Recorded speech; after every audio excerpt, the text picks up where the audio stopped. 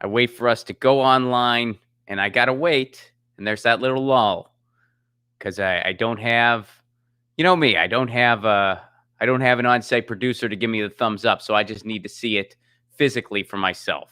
And I have seen it, and I have seen it, and it is good. All right. What's up, everybody? Good afternoon to all my East Coasters. Good morning to all my West Coasters. Hope you had a nice breakfast. Good evening if you're in an evening time zone, and to everybody out in the future.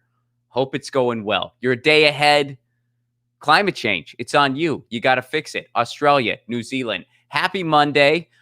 We got a special Music Monday today, but before I bring my guest in, let me thank everyone who makes this show possible. Our friends over at ZT.com, ZHITEA.com. Their tea kind of rules. You can get their tea wholesale now because of the pandemic.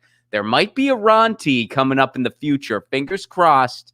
But in the meantime, check out their tea online. Show them some love. Also, our friends over at triageoil.com, TRIAGE oil.com. Trendy name makes topical pain oil for your body. I use it on my neck. Thank you all for the care packages, especially the guitar picks you include. It means a lot. Check them out over at triageoil.com. Also, Indie Left. Indie Left is the only place to find all the articles and videos from all of your favorite streamers and content creators. I'm there. They update it twice a day. To learn more and to subscribe to everything they got going on and to join their Discord community. They have a Discord community around all of this. You can go to independentleft.media. That's independentleft.media. Also, yours truly wrote their theme song. I always got to point that out. I wrote their theme song. All right. So for Music Monday today, I'm super excited to talk to this guy. He is a hip hop legend. He has collaborated with everybody, it seems like. He not only has an extensive body of work in music, he's also worked as a film critic. He has written and produced several films, and he's been an announcer in various capacities. This guy's done it all, and he's got a new album out that I've been enjoying very, very much. It's called All My Heroes Are Dead, and we're going to be talking about it more in depthly. Please welcome to the show, R.A. the Rugged Man. R.A., how are you, man? I'm good. Live from Berlin, Germany. What's up? Nice. Yeah, Berlin, one of my favorite cities in the world. We were talking about that a little bit before we went live here. I love that city. How long have you been out there? That's why anytime I do some like burn a flag or talk about, anti-war stuff. I don't know if we could curse or not, but like, oh yeah, you can curse. If you don't like us, then leave the country. And like, I left you, stupid motherfuckers. I don't live there, stupid motherfucker. If you don't like it, you can leave. I did, motherfucker. Bluff has been called. Yeah. But no, I'm raising my baby here, So 5 years I've been here. My daughter's 5. I came when she was born, and my son's going to be 4 later in the month. So 4 and 5.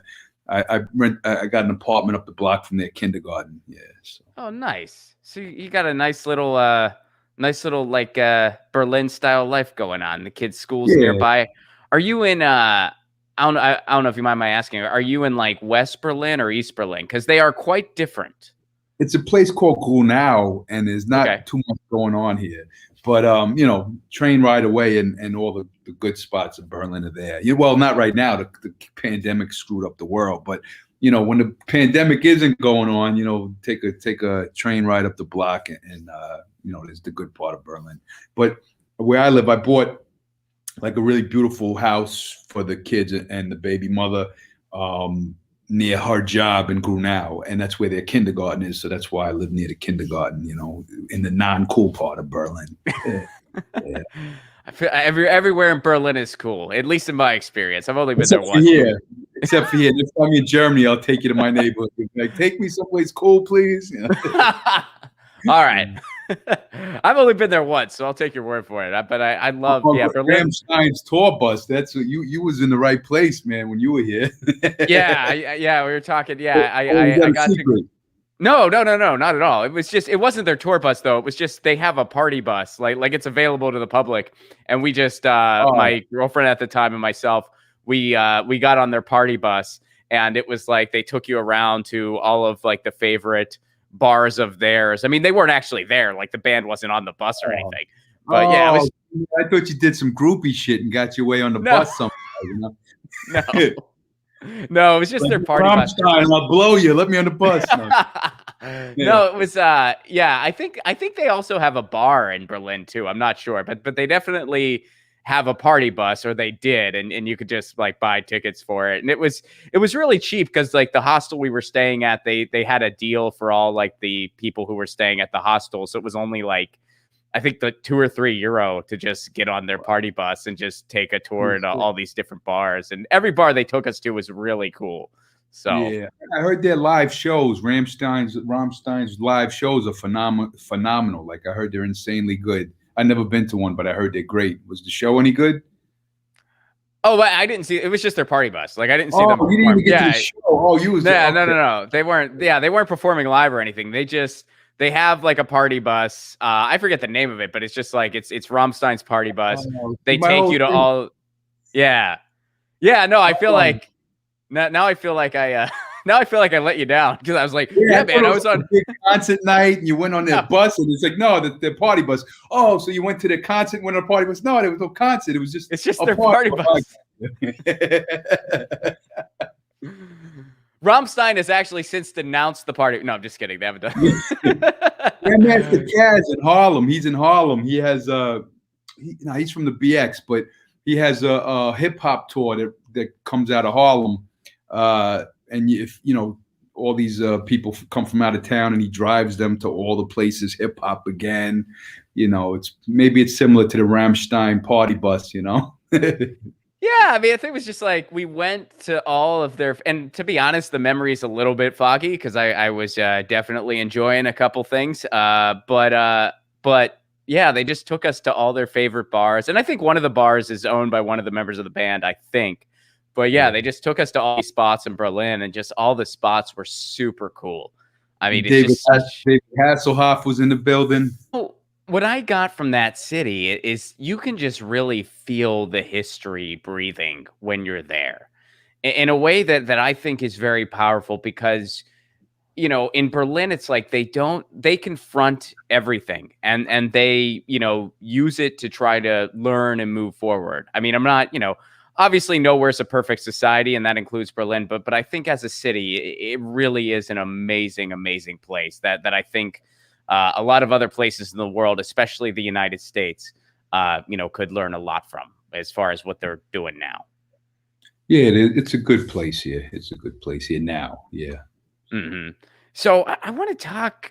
Let's start kind of at the beginning a little bit. You have been doing your thing since the age of 12, and how old were you when you got your first record deal? It was like you were pretty young.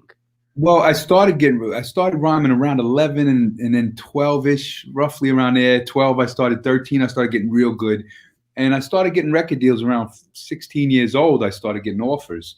And I didn't take any of the offers because like I had I just thought that, I don't know what it was.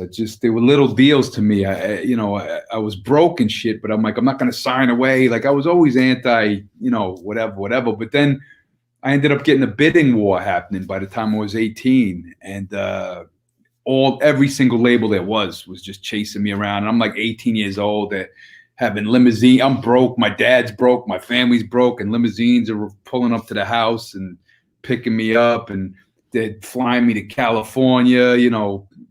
Limousines with hookers in them. I'm a kid with hookers in the limousines, and go to a hotel room. And $1,000 under the door, like, hey, go buy yourself a hamburger, like all kind of shit. I never like, damn, all right. This is they're really trying to wine and dine me here, So Well, how did that? I mean, unpack that a little bit. Like, how was it? You were so young, and people were just migrating to what you were doing. I mean, obviously you had something to offer, but like, how did you find a place to be seen? Basically, I mean, what was it like? Were you just going to open mics or? No, hip hop was a different world back then. It wasn't like so there was studios. You had to go to recording studios, and there was record labels. You try to get to an A&R guy to listen to your demo tape, and that didn't work because there was politics. They would want to sign somebody that was connected with something. It was a lot of politics with that. So you get the meeting, and a lot of time you get the meeting with a guy that even if he liked your stuff, he wouldn't have power at the label to even get the thing signed. So you'd have to find a powerful A&R, and it was hard. So what happened is, you get rejected by some of them, and then one or two start biting.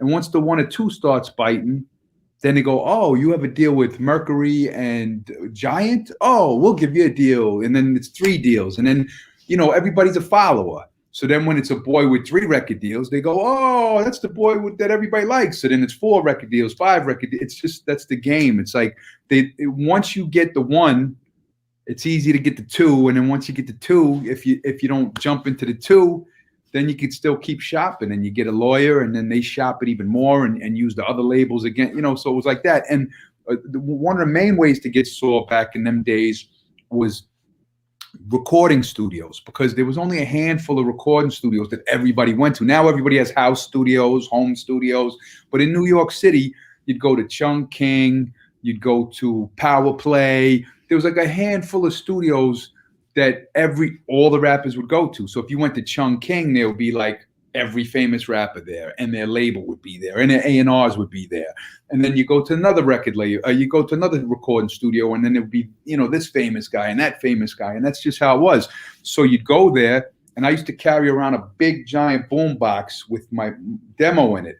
And there wasn't, you're talking about late 80s too, and then Beastie Boys, So when it was like a lyrical kid from Long Island, 15 years old, 16 years old, it was a big thing to them. So I'd bring my boom box, I'd play the tape, and everybody would be like, yo, who is that? I'd be like, yo, that's me. My voice didn't even change. Yo, that's me. They'd be, get the fuck out of here. Yo, that's me.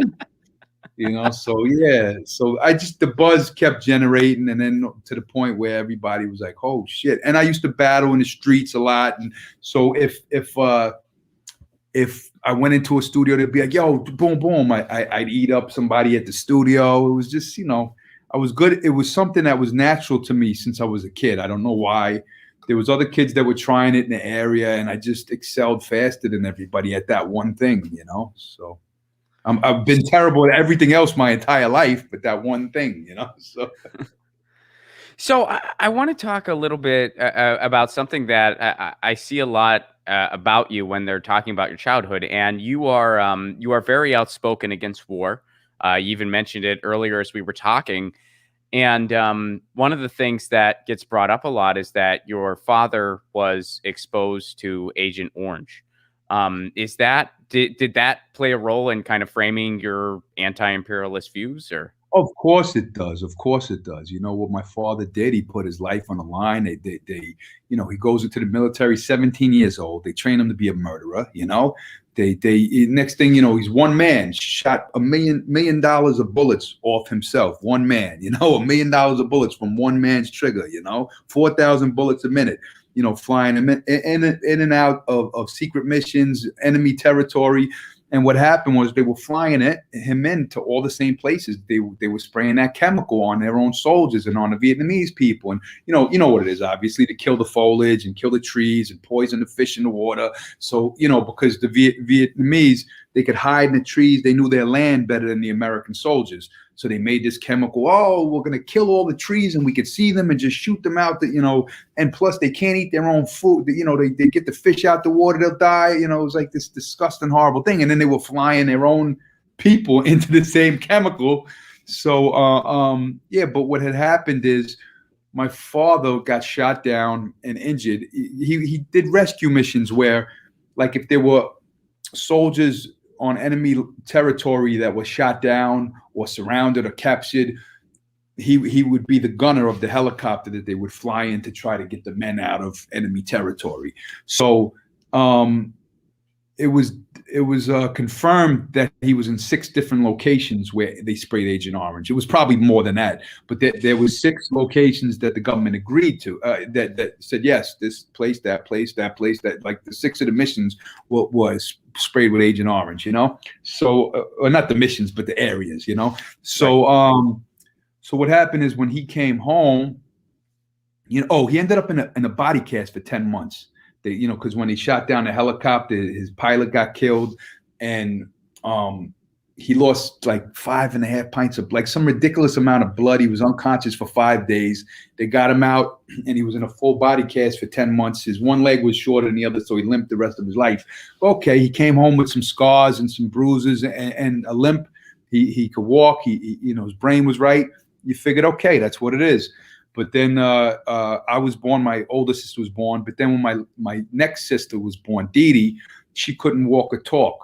And they said, oh, she'll live for 10 days. You might as well not even feed her. She's going to die.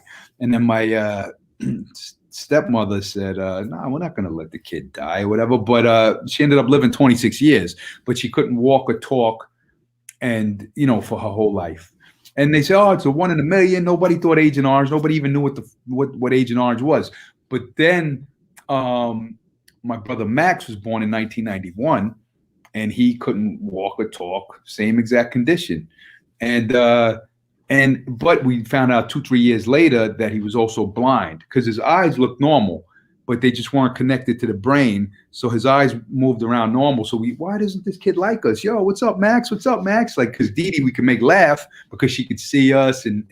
But Max would be like, hey, Max. And he would just be like making mean faces at it because he couldn't see us. But we didn't know he couldn't see us.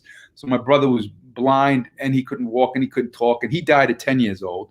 And then my older sister, Lily, who was born totally healthy, she had a kid in 1990. This was before Max was born. And his name was Vincent. And, oh, he's healthy. And my sister, like when the baby was like a week or two old, she said, nah, there's something weird the way he's moving and all the no, this is something that, mothers have worries. He's totally fine. A month later, he's home. She's like, no, I don't like the way he's holding my finger. Doctors wouldn't believe her. And then finally, when the boy was 3 months old, they said, yes, he has this disease, Werner-Hoffman syndrome. And his body, he's going to die. His body, his muscles are going to stop working and he'll be dead. So, it was, was that Agent Orange related? We didn't know about Agent Orange still really. And then, I looked up the cases of it and some, there were cases of that disease as well caused by Agent Orange. So the boy lived 6 months. So my sister's son. So it didn't just affect my dad's children. It also affected his grandchildren. And who the hell knows if the next generation, we don't know yet, So, yeah. So when you say, oh, he's an anti-war, but also, it also takes you to be an adult to understand it, to be anti-war, because you do come from a soldier family. My grandfather was a writer for the Stars and Stripes in World War II. My father's in the Vietnam War. So you're still thinking, hey, America, fight, American Army. You're still thinking that, and then through the years, you go, really? What the fuck did the American Army do for us? And in fact, I was just telling a story the other day to a friend, not on a podcast or nothing, but when I was about 17, I lost my job. I bought like a cheap station wagon. The engine seized. I had no money, no job. Me and my father was fighting. And I come home one day after I lost my job, and he said, there was an Army guy sitting at the table of my house. And I said, what the fuck is it? And my father says, hey, son, you don't have no money, you have no job, you don't have no car. He said, son, you don't have a car, get yourself a tank. And they had the paperwork. They were trying to ship me off to the fucking Army. I said, Dad, I'm a rap star. I'm not going to the Army, Dad. I'm a rapper. He's a fucking rapper. Come on, you got no money, you're broke, kid. He tried to ship me off to the Army. He said, I ain't going to the fucking Army, Dad. You crazy? That's, yeah. I thank you for sharing all that. That is, and also, one of my favorite lines of yours is, my life has I'm going to butcher it right now, and I apologize, but it's my life makes Shakespearean tragedies look like comedies, or the line I'm talking about. The legendary loser song, yeah. It's a great line, and now people see where that line comes from, and that, man, I'll be honest, this also hits me on a personal level too. My father-in-law was exposed to Agent Orange. He was over in Vietnam, and my wife and I do not have children. We are undecided if that's a route we're going to go, but that's something we think about. Because you say, like they know that it can be passed on. So we're like, well, if we had kids, could there potentially be an issue? It's criminal what they did. That's a risk you have to take, though, if you want to have the children. Like, honestly, sure. My it was like this. After me and my sister were born, my sister died. My brother was healthy. My brother died. My sister was healthy. It was like my dad. It was like a 50-50, and then my sister had 2 kids. Her son died. Her daughter lived. It was like 50-50.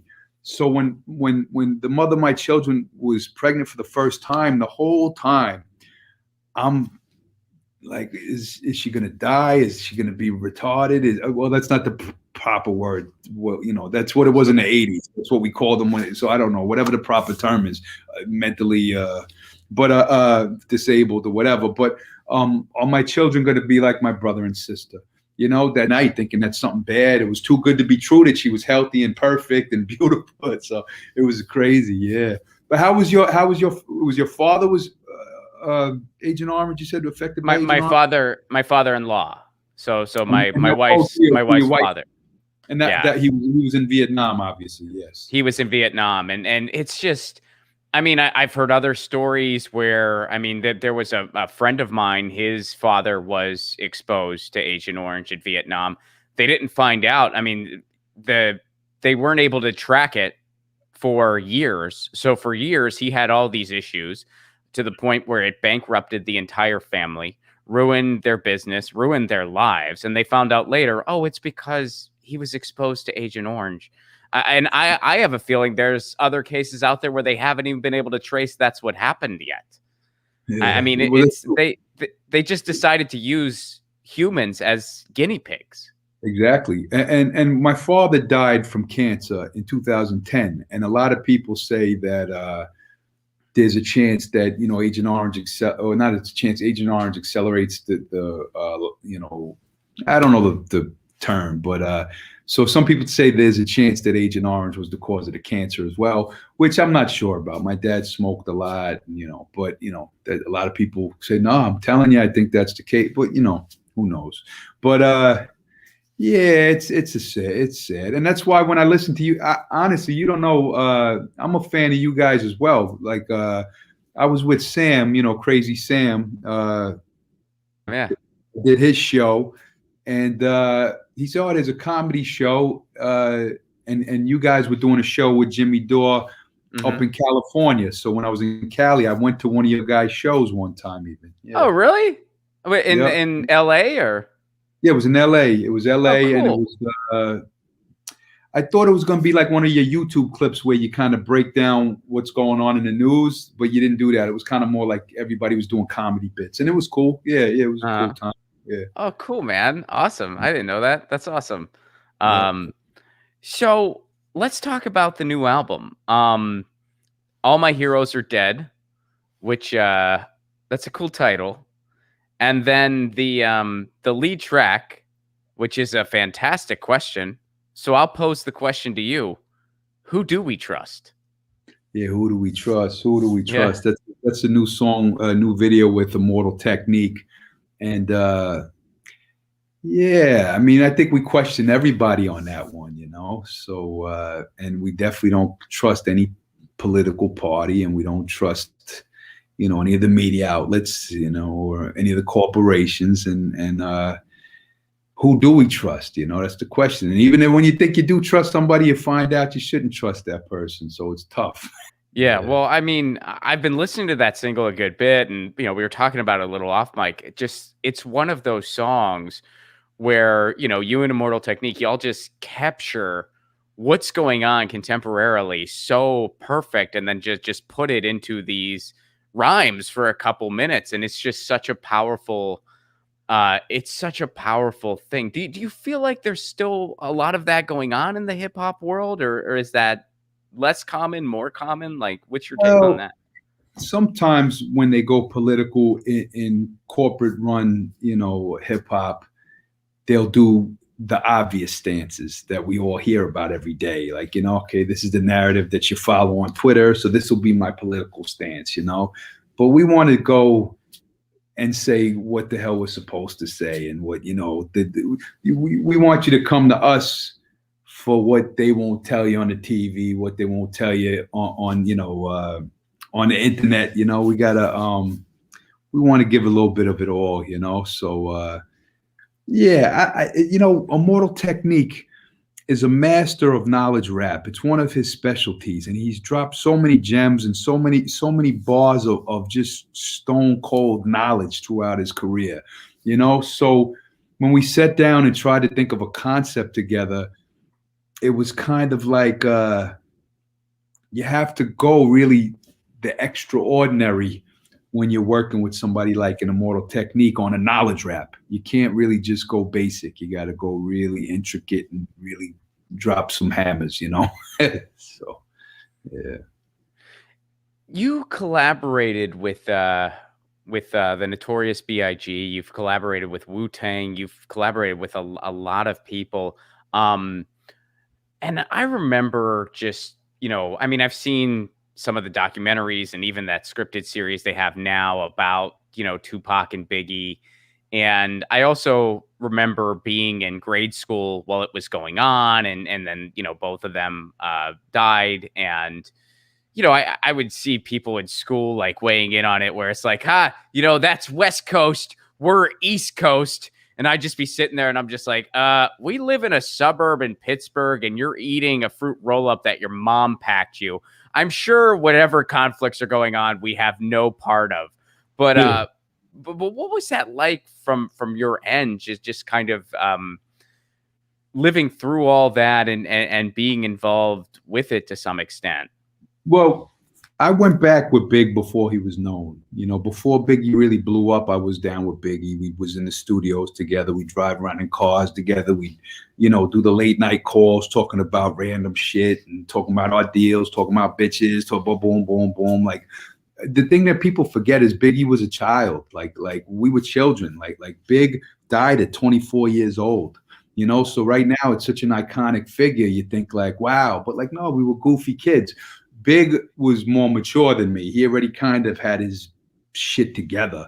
I was a maniac out of control. And he used to call me to almost discipline me sometimes. Like, yo, you don't need to be doing that. Yo, you don't need, yo, you're throwing it away. Yo. Like he would, and I'd be like, show it, fuck them all. You know, like I was the crazy knucklehead. But yeah, I didn't know at the time that Biggie would become one of the most iconic people ever in music or ever in hip hop. I didn't know that. I just thought, oh, yo, he got a dope voice. Yo, that kid kills it. Biggie, he's gonna be dope. Like I never knew that he was gonna just be the big, you know. And you don't know that stuff when you're next to people and hanging out with people. You don't know, and then you don't know that boy's gonna be dead soon. You don't know that either. I remember getting a call. It was 7 in the morning. Yo, Biggie died. I was like, what do you mean? What do you mean? It's crazy. And then I knew Biggie, and then like, but he was so famous at the time that like all these people from my neighborhood, from this neighborhood, oh, I'm going to Biggie's funeral. Oh, Biggie. They were all screaming and crying all over the streets. I was like, yo, you motherfuckers didn't even know him. I was young. I couldn't understand it. I'm like, yo, this is a man you don't know. I know this man. And but like now I understand it more. Like, you know, it's you listen to the art, you listen to the music, and you become close and connected with an artist. So when you realize that artist does not exist anymore, it's like, you know, ripping a piece of you out of you, you know. So, but at the time I was like, I thought people were faking it, or you know, I don't know what the hell was going on, you know. I'm like, fuck, who are you? You don't know him. Get the fuck out of here, you know. But no, it's, you know, I was a young kid. I was a young, immature kid, but. Yeah, rest in peace, Biggie. It's still crazy all these years later. And then Pac, the next, you know, Pac was the year before, actually. Pac was 96. Yeah, Big was 97. Yeah. And I'm pretty sure he was only 25, right? I mean, they were both 25 years old. Biggie was 20, Pac was 25 years old. Yep. I mean, when you look at Pac too. I met Tupac. I wasn't friends with Tupac, but you know, I seen him around at the tunnel and hey, Ari, you know, Tupac, hey, what's up, Pac? We shook. He wasn't like, I wasn't a fan of Pac at the time. I wasn't like, oh, Pac, you know, I was like, hey, what's up, dude? How are you? You know, boom, boom. And you know, years later, people, did you meet Pac? I was like, yeah, we met. I don't have no stories about Pac though. Well, the only stories was Pac had said some foul words about my boys from Mobb Deep. Prodigy, rest in peace, and Havoc, and Mobb Deep was from Queensbridge, and I was in the studio with Queensbridge with Mobb every day, and when I was hurting financially, they were letting me come to their studio sessions and use their studio time when they weren't working. Say they were out doing something and they had a lockout, they'd let me just stay in the studio and use their studio. So when Pac was saying bad things about them, I kind of made some interludes for their album where I was making some foul interludes, but then Pac died. So then it's, this is crazy. The guy's dead, like nobody wanted to see Tupac killed or dead, everybody was just kids, So after, did you, because the way they portray it in films and the way you see it portrayed, it's like there were just these, little butting of heads that happened that formed this big rivalry. Like, did you see any of that unfold in real time, or was it just kind of like, whoa, somebody's dead? Like what was that like from your end, or were you kind of just not really involved on that end of it? Yeah, I wasn't too involved with that. I knew there was like talk, but you know what it is? It's the rap game. And in the rap game, everybody talks. Everybody's talking shit. And even Pac was, hey, fuck you, Chino XL, and fuck you, this guy. Rap was always a competitive sport. So you always had words with this guy, or you always thought you were better than that guy, or this girl thought she was better than that girl. Like, you never thought it was going to come down to, well, maybe other people did, but not me. I didn't think that it would come down to Biggie being gone forever. No, I didn't think that was, I didn't think that, so I didn't see it coming. I didn't know. But, after Pac got killed, that was a big deal. And I guess anything was possible at that time now, it's like, okay, this is the rivalry. So I don't know. I was young and not really too known about what was going on behind the scenes as far as the gangster stuff. I was more the music guy, so. Did it have like an impact on you? Like where, did you kind of unplug for a little bit, or did you just kind of, did it like refocus you where you're just like, I'm all about, yeah. Well, here's the thing. I went through I signed to, Jive Records, and I had a big situation, and I had everybody trying to work with me in the industry. And then I caught some charges and some lawsuits and some, I was young and wild. And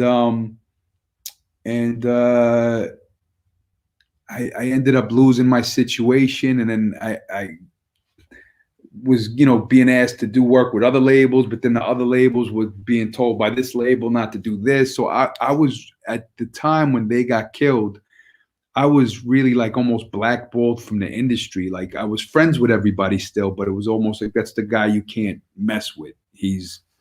So I was banned from doing shows because I started like this 700-man riot at like a big event with MTV filming and Hot 97 hosting and Tribe. What'd you do? Why did you do that? What happened? Well, it was the days of when the hookers were still on the street, and I paid some hookers to come in with us and say, hey, we'll duct tape you and handcuff you. Is that okay? They said, yeah, sure. So, I paid them, and I had some hookers duct taped and handcuffed for fun, and then, but it was a label event. And then some guys in the front row had a problem with us from the neighborhood. And then my boy pulled his ass out and put it on the guy's face. And then everybody started throwing punches. And then guys came in from outside, like the side door, with guns and what? Everybody started storming the stage and punching. Like it was like 700 men. My boys were and MTV's just hanging out through all this. Like where, like was Carson Daly like announcing throughout? Nah, it wasn't Carson Daly. It was an event for Jive Record Showcase. It was me, Murray. They were just filming for the, like they were filming a lot of the events, and Funkmaster Flex was hosting with R.I.P. Phife Dawg, Tribe Called Quest, and it was a wild event. And that hurt me because the next night I got, it went all over the radio. This was before the internet, all over the radio. Who does this guy think he is? How dare he do this? Blah, blah, blah, blah, blah. And it spread like wildfire. And then the whole rest of the week, all the shows that I had lined up were canceled, and the radio spots I had were canceled and canceled and canceled. So like I was canceled. I got canceled in the 90s, way before the internet. But then as time progressed, I started doing everything independently. And then I started making a lot of money as an independent artist selling vinyls, because vinyls back in the day, you could sell out to Japan, to boom, boom. So then the labels about 5-6 years later started chasing me again. And like it was all new people that had nothing to do with the old people. The old people were gone or fired or onto some big pop record or whatever, and didn't care about the rap stuff anymore, whatever. But 5-6 years later, it started to slowly, and before I was able to come back and do shows in the States, I already started going overseas and doing shows because they weren't scared of me. So, but then all of a sudden there was a label called Raucous, and I was putting out some records with Raucous, and they let me do a little showcase in New York. And in the Village Voice, they used my picture because I looked all crazy. And then, oh shit, he's that guy's back and he's okay, he's safe, So it slowly worked my way back in. But the blackball part, the canceled part of my career was right at the time when Biggie and Tupac were killed and all of this stuff. So I was going through my own dark, deep, homicidal, suicidal depression of insanity at the time. So yeah. I didn't get I wasn't really mentally right until probably 99, So, yeah. Which countries were, when you say like you really expanded and started going worldwide, which countries were kind of the most receptive? Oh, well, I always do good in Europe. I did good in Europe, So, I was doing Scandinavia, Germany, of course, where I am right now. But, a lot of where the pretty girls, the Polands, the Swedens, the Czech Republics, and then, when you go over to Australia, the crowds are wild and crazy in Australia. Yeah, the whole world, though, loves hip hop. So, I went to Japan just before the pandemic happened to see Nonito Donaire fight. And, it was when you could just take a plane ride to wherever the fuck you want. There was no COVID. So I had just finished recording the album. So a friend of mine said, let's go to Japan. I said, sure, let's go to Japan. So I was in Japan, and I get to the hotel, and all these, the dudes waiting with all my CDs for me to sign over in Japan. It don't matter what country it is. Hip hop is worldwide right now, so. Yeah, I mean, it's just so intriguing to me because I think the comedy world is finally, well, I guess it's been there for a while, but now it's like English speaking comedy is almost everywhere in the world. I mean, Berlin has an English speaking club.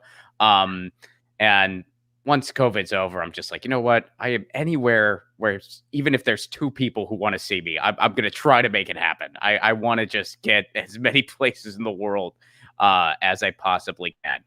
Well, I wanted to talk briefly about, so what made you get into film? When did all that happen? Well, I was a fan of film since I was a little kid. I was like really, like, it was almost even before rapping. I was like a real like movie head when I was 7, 8, 9. I loved horror films, and then when I signed my deal, I said, hey, listen, my favorite filmmaker, Frank Henenlotter, he directed Basket Case and Brain Damage and Frankenhooker. I said, I want him to direct my video, So we tracked down Frank when I was a teenager, and he was like a mentor, teacher. Like, he taught me, like, I mean, he was like one of the most knowledgeable human beings you'll ever meet in your life. Like, nobody knows more than him. He's just, you might look at his films like, well, he makes these B movies about monsters. How smart? No, he's like a fucking genius. And if you debated, like, or not even debated, just discussed the history of film with, I think, any historian today, I think he could top any of them. I'm talking about the famous guys, Scorsese's and Tarantino. Henenlotter is like the fountain of knowledge of obscure cinema that no man has ever touched. He's just a genius, So I was blessed that my favorite B-movie filmmaker happened to be like the most knowledgeable human being on the planet about film, So I learned a lot from that man. And then studying with him and learning so much. And, he taught me from like all the greatest filmmakers. Like, I'd go there when I was young. I'd be 17. It was not like 18, 19. So he showed me the stuff I wanted to see: tits and blood and gore and all the crazy stuff. The 80s slash film. What? Okay. But then he started pulling out. Hey, you might like this. This is Buster Keaton. He did all his own stunts. Okay, cool. Buster Keaton. I'll check him out. Oh shit, this is amazing. He's doing it. That's real. So he teach me slowly snuck in. Hey, have you ever heard of La Dolce Vita? Yeah, I think I heard Fellini. I said, yeah.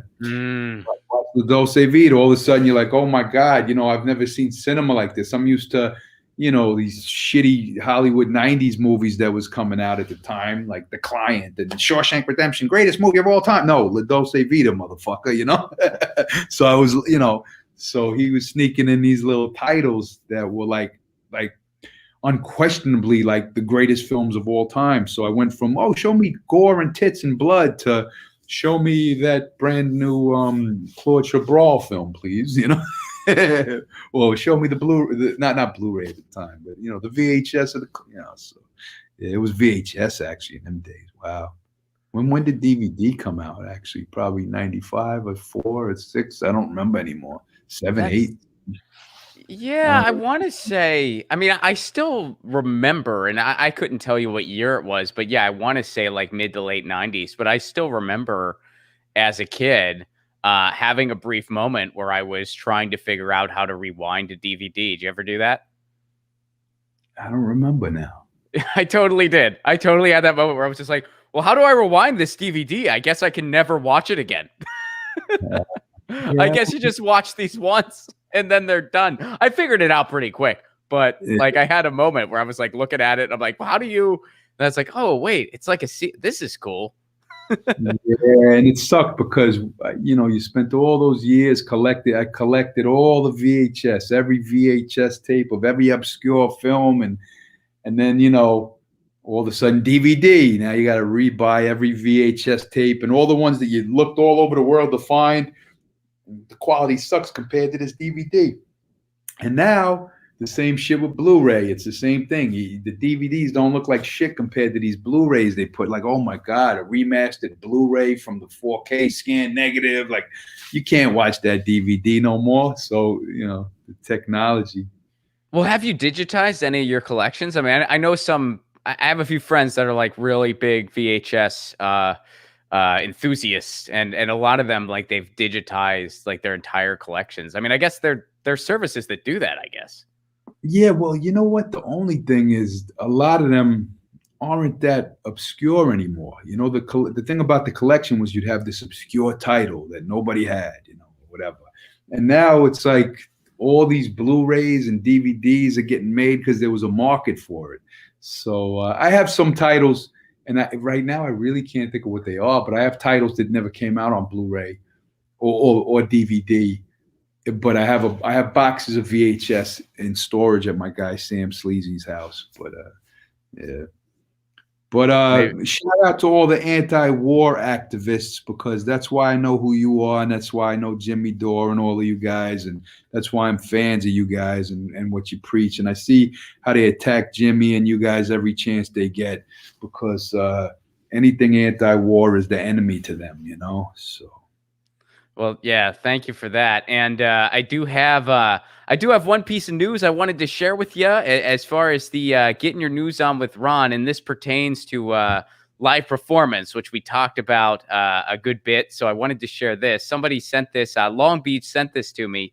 Now, this is a Vice article, and headline, "We probably won't see live music in 2021. Now, what they're bringing out with the slow vaccine rollout, new virus strains, and not enough masking, and epidemiology tells us why concerts might not come back this year.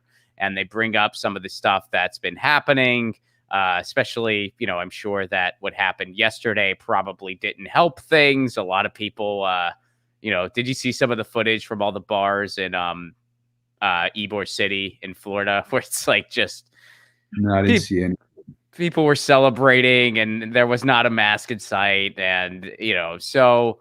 Now, what they say is, so they're bringing up the painfully slow vaccine rollout, and all the new cases, and they're saying that Dr. Fauci's prediction that concerts and theaters could return sometime in the fall of 2021, well, that's seeming a little shaky. But the article goes on to say that doesn't mean there isn't reason for hope. Thanks to the Save Our Stages inclusion in the omnibus stimulus package, which, by the way, shout out to everybody. Save Our Stages. We covered that a lot on this show.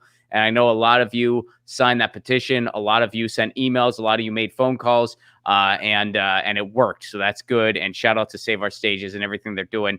So that was in the stimulus package. Independent venues are finally getting the bailouts they so desperately needed. Plus, the Pfizer and Moderna vaccines appear to be extremely effective, with data showing they eliminated deaths and nearly eliminated hospitalizations. So basically, they're bringing up that it has been slow. And there are still some concerns because, at least here in the United States, we're still not doing what we should be doing. But, there's still a lot to be seen. So I don't know. I feel like it's too early to say one way or another what we may or may not see this year. And I think in some ways this article, while there's some valid stuff going on in here, I feel like the headline was just sort of a little clickbaity. We want you to look. What do you think? Somebody just hit me up for a tour in the United States in May.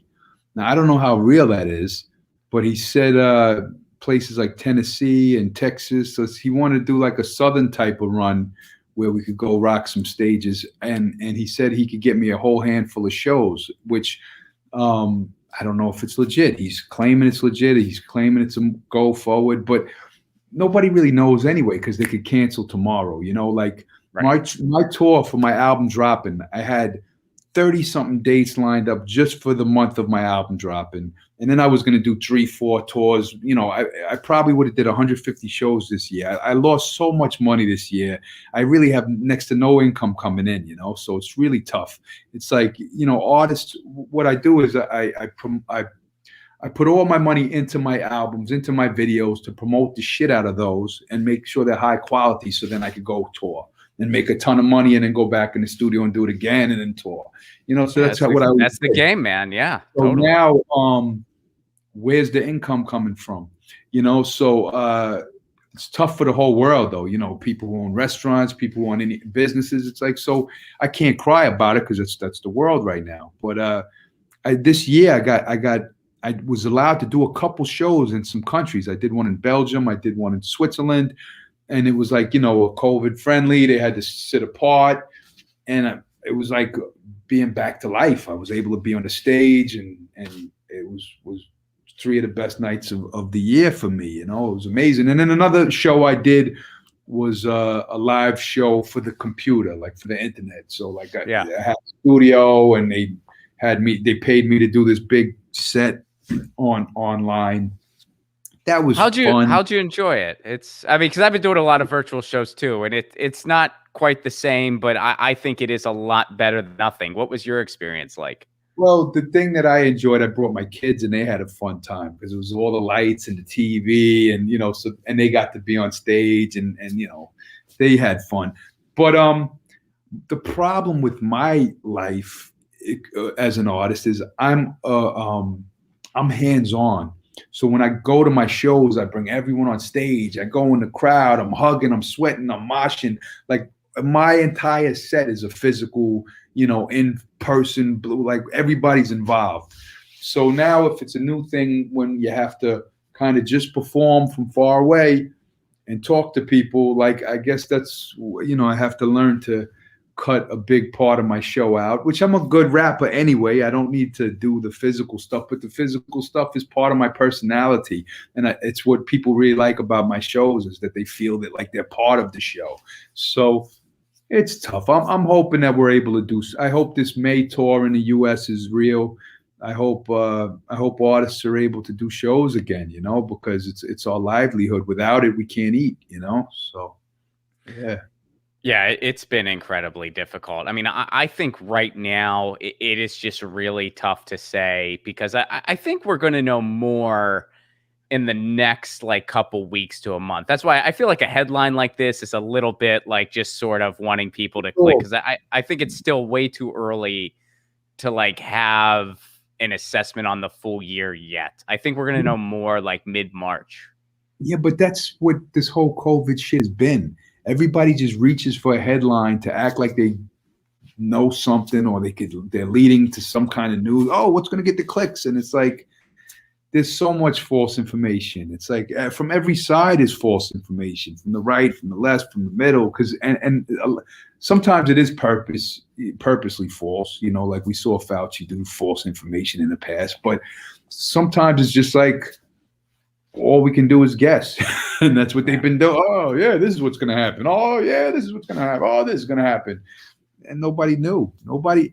I don't think anybody would have got it right that they thought the world would still be like this now, you know, yeah. Or maybe some people got it right, but not many, you know. So, well, remember when we thought it was just going to be a few weeks? Like, remember it's just like I canceled like a weekend of tour dates. I'm like, what a bummer. Well, we'll reschedule it in the fall. Well, yeah. Well, that's honestly, and the thing is, we're always fed such misinformation and they always fearmonger us, you know. They're always lying to us. They're always using everything to fucking get power over us. So the first reaction to something like this is, they're fucking full of shit. They're trying to put, fearmonger us. They're trying to scare us, which they will, and they do, but you don't know the extent of it. So it's like, you don't know what to believe from any of them. And especially when we're dealing with liars on a daily basis. So it's like, if you don't believe them, then you look like a conspiracy theorist. If you do believe them, you end up being wrong.